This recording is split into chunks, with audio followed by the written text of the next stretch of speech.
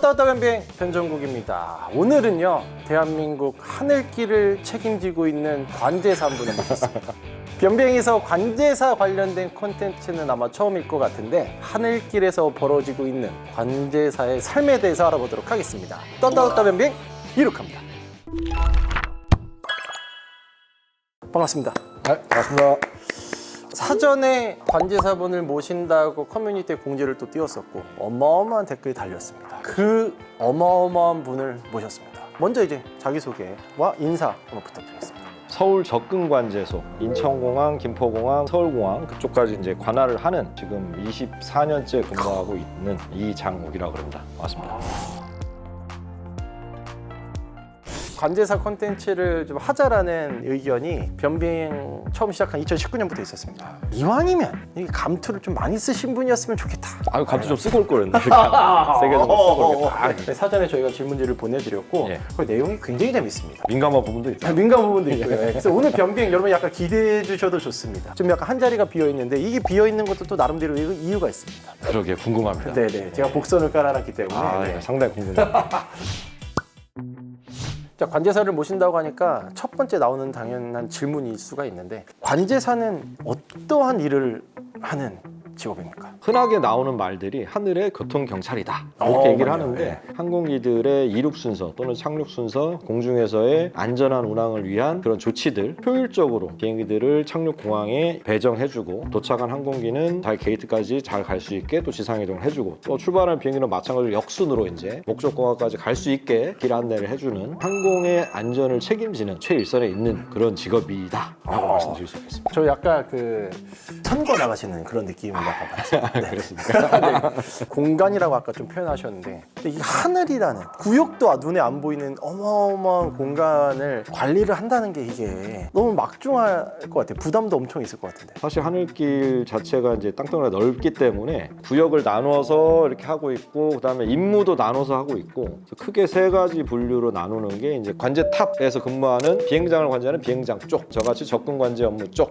그다음에 항로 관제 쪽 해가지고 다 시설이 나눠져 있고 오랜 동안 숙련하고 훈련받고 교육하고 뭐 이런 식의 업무를 계속 하고 있고. 아, 그럼 들어갈 때는 내가 어느 특기인지는 모르는 거고. 네, 들어갈 때는 이제 모르죠. 보통 나눠지는 방식은 거기서 이제 훈련을 처음에 초동 교육을 받으면서 아, 얘가 좀 타워 쪽 소질이 있네, 얘는 좀 이쪽이 좀 소질이 있네 이런 걸 좀 보고 희망한 대로 다 보낼 수 없고 이렇게 그렇죠, 인력 그렇죠, 배분을 해야 되지 않습니까? 네네. 그러니까는 희망을 하더라도 인력 배분상 너 이쪽으로 좀 가보지 않으면 좀 꼬시기도 하고 아예 이제 시설 자체를 다 구별해서 하고 있는 그럼 24년 전부터 접근관제 쪽으로 그러면. 예, 뭐 계속 맞아. 이게 뭐 눈 감고도 다 하시겠네. 눈 감고 하면 큰일 나죠. 그래서 네 달을 똑바로 쳐다보고 두 눈 부릅뜨고 하고 있습니다. 관제사가 되려면 어떻게 해야 됩니까? 관제사가 되는 방법은 지금 크게 세 가지로 보시면 됩니다. 네네. 첫 번째는 정식 교육기관, 그러니까 대학교를 나오는 방법이 있고 한국공항공사에서 운영하는 항공기술훈련원이라는 곳이 있습니다. 거기를 나와서 하는 방식이 있고 군에서 이제 관제 업무를 이제 그렇게 해서 이쪽으로 다시 시험 봐서 오시는 분들 이렇게 했는데 대학교나 항공기술훈련원을 나오면은 그 교육 과정을 이수해야지만 면장을 딸 수가 있고 군 출신들은 이제 거기서 군에 있을 때 취득을 하기 때문에 상관이 없고요. 그러고 나면은 이제 국토교통부에서 모집 공고를 냅니다. 응시를 해서 뭐 면접이랑 그다음 필기 시험 이런 걸 보고 그다음 최종적으로 채용이 되게 됩니다. 보통 되게 그 시험 보면 경쟁률은 어느 정도? 20몇 대 1도 그래요? 지금도 거의 한 10대 1. 야, 이거 엄청 빡세네. 관제사를 꿈꾸는 분들이 이제 보고 계시다는 가정하에 초봉이 어느 정도 되는지가 이게 궁금해요, 사실은. 지금 관제사는 9급으로 입사를 하는 게 아니고 8급으로 입사를 합니다. 경력 공채로 뽑거든요. 최저 시급보다 조금 더 받는 거죠. 뭐 그런 게 좀 그러면은- 안타깝긴 합니다. 네네. 관제사가 전문직 분야고 외국 같은 경우도 일본에 비해서는 한 1.3배, 미국은 한 3.2배 정도. 3.2배요? 미국은 이제 굉장히 높죠. 와, 그렇구나. 이게 왜 이렇게 열악하지? 아직 우리나라가 항공에 대해서는 조금 인식 자체가 뭐 그건 맞습니다. 열악한 건 저희가 사실이에요. 뭐 예. 관제뿐만 아니라 보안 요원들, 그다음에 지상조업 하시는 분들 우리가 아는 뭐 대기업일 거라고 그게 아니거든요. 예. 그렇게 그렇죠. 뭐 높지 맞습니다. 않은 수준이기 때문에 그렇습니다. 뭐 연봉 얘기는 사실은 하면 마음만 아프고요. 저도 사실 그렇게까지 같은 또래에 비해서 많이 받지 못하지만 자부심만큼은 최고가 아닐까. 네. 다들 그런 생각을 가지고 일을 하고 있습니다. 그래서 제가 좀 여쭤보고 싶었던 질문이 그거였거든요. 그냥 어느 때 좀 자부심을 좀 느끼시는지. 실질적으로 활주로라는 공간은 2차원 공간이지 않습니까? 그 활주로에 내리게 하기 위해서 3차원 공간에서 2차원으로의 전환이 필요하기 때문에 그 많은 비행기들을 막 공중에서 돌리다가 그 순서를 맞춰서 이제 많은 교통량을 처리할 때가 좀 짜릿한 느낌. 짜릿하다. 내가 이걸 해냈구나. 나야. 우리 이제 구독자분들께서 질문을 너무 많이 해주셨어요. 영어라도 이제 다양한 억양을 가진 조종사들이 있을 수 있다. 네. 대한항공이나 아시아나 이렇게 우리나라 국적사에도 외국인 기장분들이 많이 계시죠. 네네네. 요 분은 어느 나라 분일 것 같다. 아하. 이런 느낌적으로 제가 좀 아, 아시죠. 그렇습니까? 그 나라만의 어떤 특징이 있는 거잖아요, 그렇죠? 뭐 제가 성대모사 비슷하게 예. 해도 뭐큰좀 신뢰는 안 되고 제가 그 나라의 영어를 비하는 것도 정말, 아니고. 예, 궁금해서 그래요. 저희 절대 비하가 아닙니다. 그냥 예. 예를 들면 일본은 어떻습니까? 일본은? 일본 같은 경우가 조종사들이 자기가 진입할 때 어디에 있고 뭐 고도가 얼마 이런 걸 얘기를 합니다. 서울 어프로치 재팬에어 672 어프로칭 국도 디센트 프라레벨 160 인포메이션 알파 요렇게 합니다. 이렇게. 되게 또박또박 하시면서 정제돼 있으면서도 발음이 약간 일본 분들이 영어 네. 발음이 조금 이제 힘드시잖아요, 그렇죠? 아니 중국 분들, 예, 중국 기장님. 중국 분들이 약간 좀 쨍쨍쨍 하듯이 얘기합니다. China 1, 2, 3 approaching levy descent to 7,000 요렇게 하시는 경우가 있고 뭐 동남 방콕 뭐 이런 예, 이게 성조가 있는 나라는 특히 비슷합니다. 사실 예. 뭐 다이 652 어프로칭 올메 디센트 플라레벨 160 그러니까 우리 약간 충청도랑 비슷하네, 약간 뭐 해시. 미국은 이제 약간 솔직히 영어권. 미국은 발음을 뭉개면서 조금 이렇게 무게를 잡고 하는 게 있어요. 예를 들면 Seoul Giant 857 approaching curve descent 8,000 약간 무게 잡으면서 괜히 슬랭을 많이 써요. 슬랭했어요? 네, 미국도 관제하는 거 들어보면 자기들끼리 이렇게 표준 관제 용어 말고 플레인 잉글리시를 많이 쓰거든요. 그렇구나. 그래서 뭐 그리고 군 용어도 많이 써요. 다시 한번 말씀드리지만 저희가 비하가 아니다. 비하가 그냥 아니고 특징을 그냥 재미있게 이야기하는 거다. 네. 동시간대 일하는 어라이벌 관제사랑 타워 관제사에게 어떻게 전파가 되는지 궁금합니다. 저희가 쓰는 이제 레이더 장비가 있는데 항공기의 타겟마다 데이터 블럭이라는 게 붙어 있고 거기에 이제 활주로라든지 뭐 이런 정보들 고도라든지 이런 것들이 다 동시에 현시되게 돼 있습니다. 아하. 활주로 배정을 하면은 동시에. 네, 다. 그리고 그 밑에다가 저희가 뭐 프리텍스트라는 칸이 있어서 간단하게 무슨 정보를 주면 그 역시 다 공유가 돼 되는 있고. 거죠. 네. 근데 만약에 무슨 비상 항공기나 뭐 전달해야 될 내용이 많다 이러면은 그 해당 시설에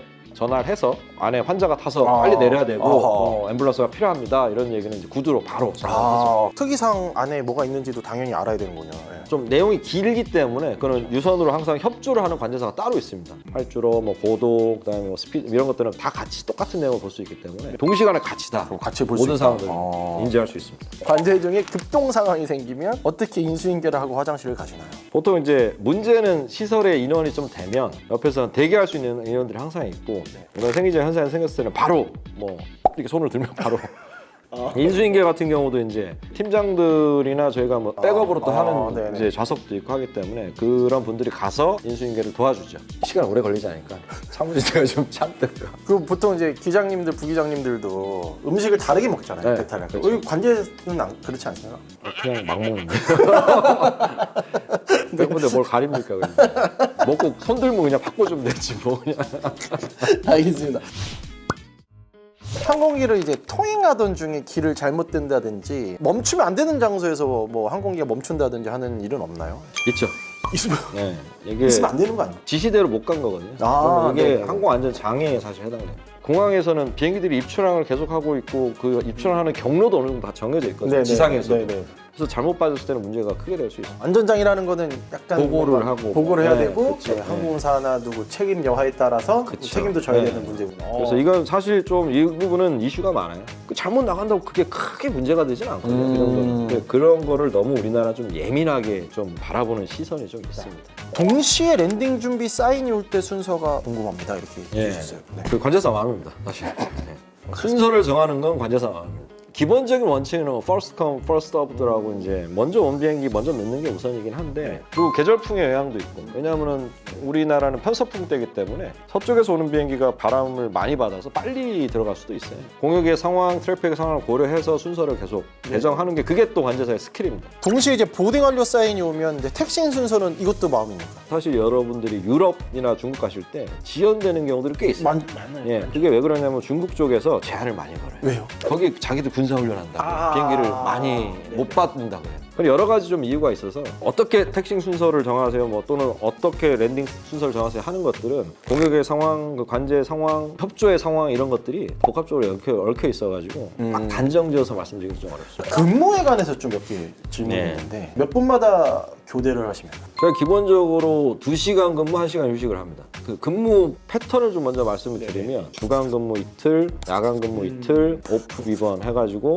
주주, 야야, 오비라고 제가 얘기를 하는데 주간 근무는 보통 9시에서 18시, 야간 근무는 18시에서 그 다음날 9시까지 근무를 합니다. 이제 큰 시설들, 저희 같은 서울적근관제소 아니면 항로관제소 이런 데들은 주간, 야간, 오프 비번 이런 식의 주주, 야, 오비로 이제 근무 패턴을 가고 있고 이게 말이 이렇지 사람의 바이오리듬이라는 게 있잖아요. 되게 힘듭니다. 이거 네, 맞습니다. 나 밤낮이 바뀌어서 일한다는 게 말이 쉽지. 저는 질문 중에 이해를 못한 게 이게 하나 있는데 받심을 아시나요? 이렇게. VAT SAIM이라고 네네. 이제 온라인 상에서 관제 역할, 조정 역할 해가지고 실제로 이렇게 거기서 레이팅도 따고 아, 그런 거 그렇습니까? 같아요. 네, 저도 이거 처음 관제 알았어요. 게임이에요? 저희도 한번 다음에 프로그램을 편성해서 한번 모셔갖고 제가 한번 어마어마하게 보여드리겠습니다. 공통된 질문이 하나 있습니다. 이게 타워다 보니까 높잖아요. 예, 그렇죠. 대충 몇 미터 정도 됩니까? 100.4m. 100.4m. 충수로 치면 그게 22층까지 될 겁니다.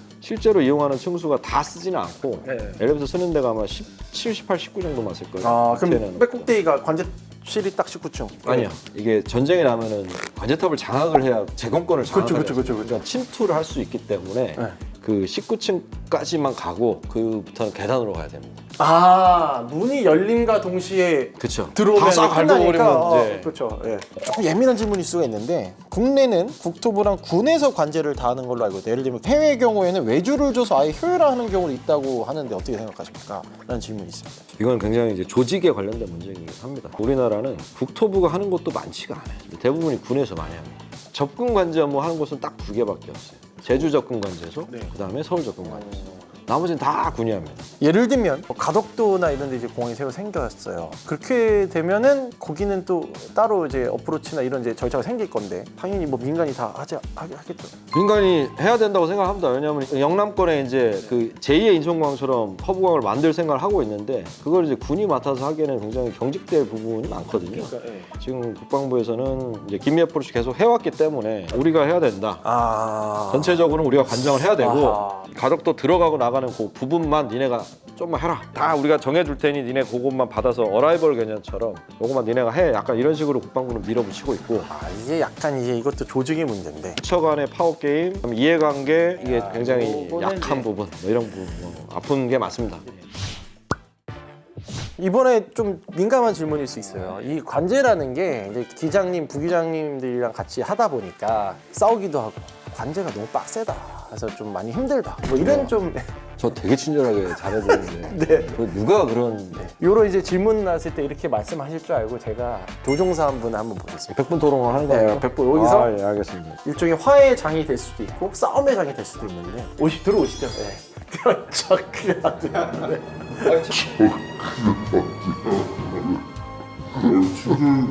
아니 뭘